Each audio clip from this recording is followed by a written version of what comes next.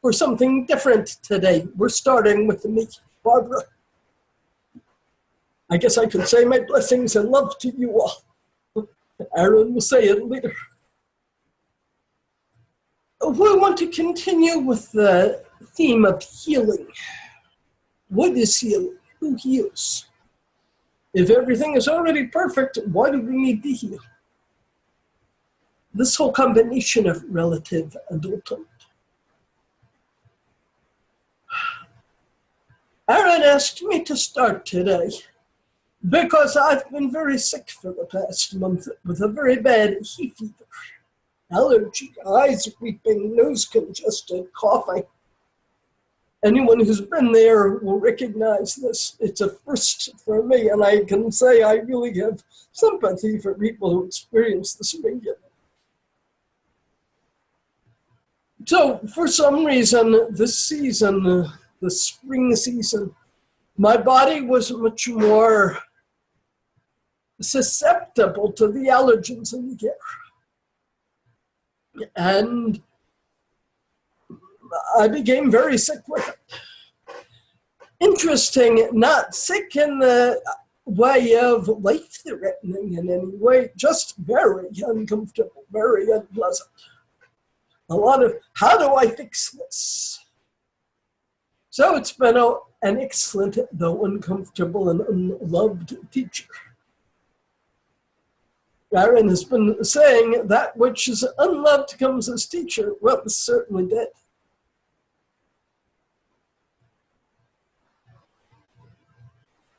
My first feeling with it for 2 or 3 weeks, I just kind of left it alone and tried to ignore it. But it kept getting worse and worse beyond the point where it could be ignored. Finally, a week ago, I went to a doctor. This is a month into this. And I was pretty sure it was allergy, not a cold, but the doctor confirmed it. Gave me some medicines, which have not really done anything. And so 2 days passed, 3 days passed. When is this medicine going to kick in? Healer, heal yourself. You may hear that my voice is rather raspy. I have big circles under my eyes. My eyes are watering. Yeah, this is how the body is. Sometimes it's functioning perfectly. Sometimes it's not functioning so well. I'm looking for the best combination of allopathic medicine and spirit and homeopathic medicine. So with Spirit's guidance this week, I've been looking with several things. Spirit asked me to picture myself under a waterfall with clear, pure water pouring over my body and in through my head, washing out the sinuses, washing out the eyes, washing all the congestion away, washing all the allergens away. So 10 or 15 minutes of doing that.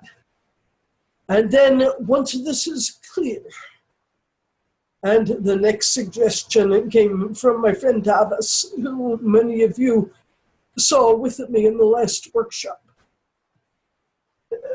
Filling these sinus cavities with light, just drawing in, now that they're cleansed, bringing light in. Filling my eyes, all the sinuses, everything with light. Then stage 3. Spirit asked me to imagine a veil of mist surrounding me. Very radiant, really brilliant, almost light, like mist. Aaron has talked a lot recently to you and to me about the distinction between armoring and shielding. So I've been watching how I was armoring myself by tensing against the very unpleasant physical symptoms, trying to hold space for them and be stoic almost, Ignore them. Eventually they'll go away. Ignore. And that I was armoring myself because I was contracting. There's no way to try to ignore something without contracting.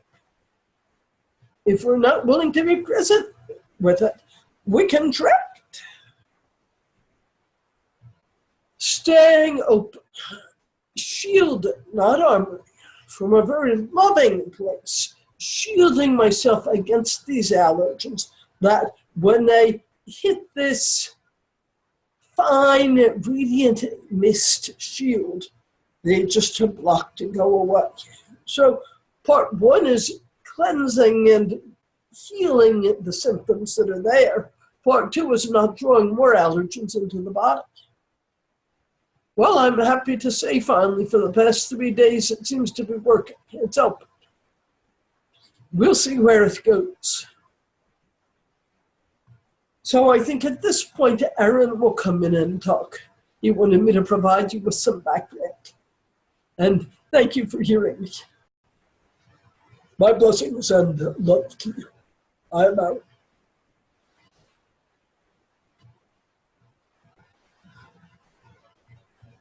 Barbara has given you the background. Yes, it was a perfect teaching because there was no need for fear.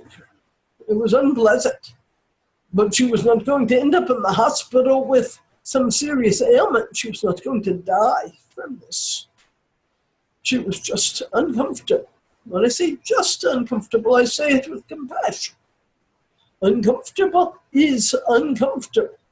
We don't want people to be uncomfortable. I don't want Barbara to be uncomfortable. Nevertheless, she is in a physical body, and sometimes there will be discomfort.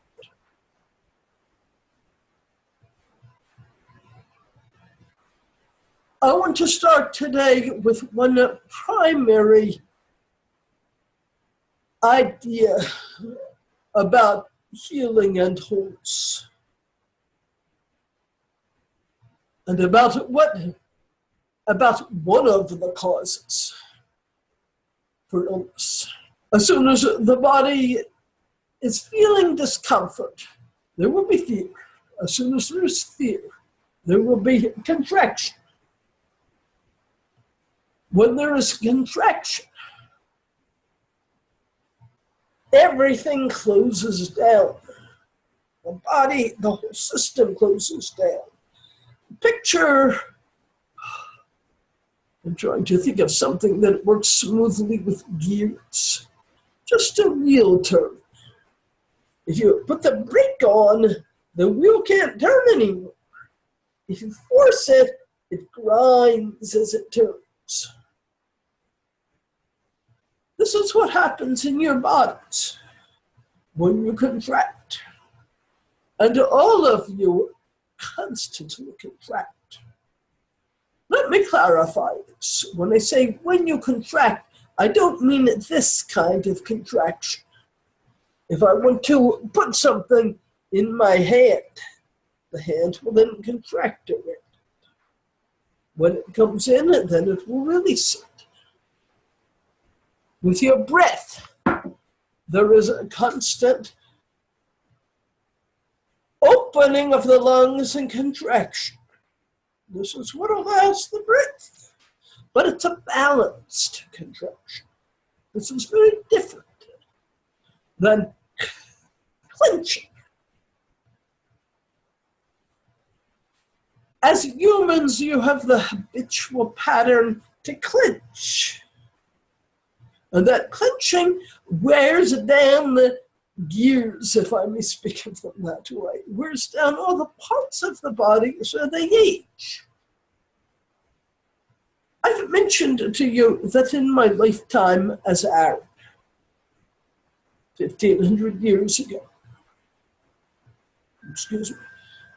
2,500 years ago, I'm not so good with numbers. 2,500 years ago, other 500 years, the body parts did not age. They aged a bit. I was constantly able to rejuvenate because I did not pass my time in a contracted state. When something arose and was unpleasant, I knew it as unpleasant. I opened my heart to it.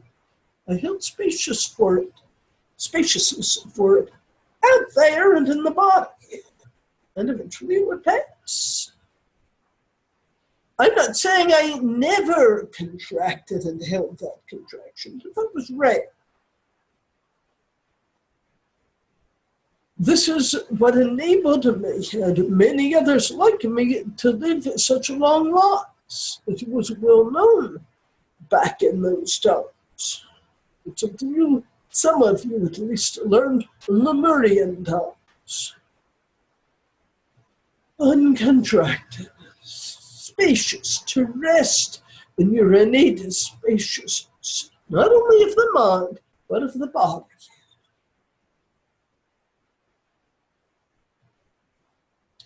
When there is some physical discomfort, the predominant reaction for the human is to react. Push. React. Do it to yourself. Take your finger. Can you push with your finger without contracting? I don't think so. Now do it again. Breathe and feel the pressure, hard pressure of the finger. Breathing in, I am aware of the pressure. Breathing out, I hold space for the pressure. See how after maybe 30 seconds or so, the pressure shifts to just be pressure. Maybe a little bit uncomfortable, even painful, but just pressure. And then let it go. One can learn to experience discomfort of the body, of the emotions, of the mind. To feel the original contraction, note the contraction, and come back into the uncontracted, resting in awareness, resting in spaciousness. In this way, the body is less likely to pick up physical ailment. The mind is less likely to go into extreme negative and fear-based stories. This is something you not only can do, but most of you came into the incarnation to learn to do this. Why? Why bother to learn? Because you are here in incarnation to learn kindness and compassion, to learn unconditional love. And that includes love for the being that's feeling discomfort from this finger pressing. Uncomfortable. Discomfort from the runny eyes or congested nose. Discomfort from the sadness or even grief. From the fear. You learn this first with yourself, and then you are able to extend it out into the world. Thus, the ailments of the physical body and the ailments, the uncomfortable emotions, let's say. These are not something terrible that we seek to get rid of. They are teachers. Thank you, teacher. Some of these ailments can be devastating. Loss of a loved one. The being told that you have a probably fatal illness. The extreme of fear if you feel your life is threatened, or the lives of your loved ones. We are here to learn to keep the heart open when these arise. To note the original contraction and not hold the contraction but invite spaciousness and a loving heart. To invite the return to unconditional love and trust of your path. I'll talk more about that in another session.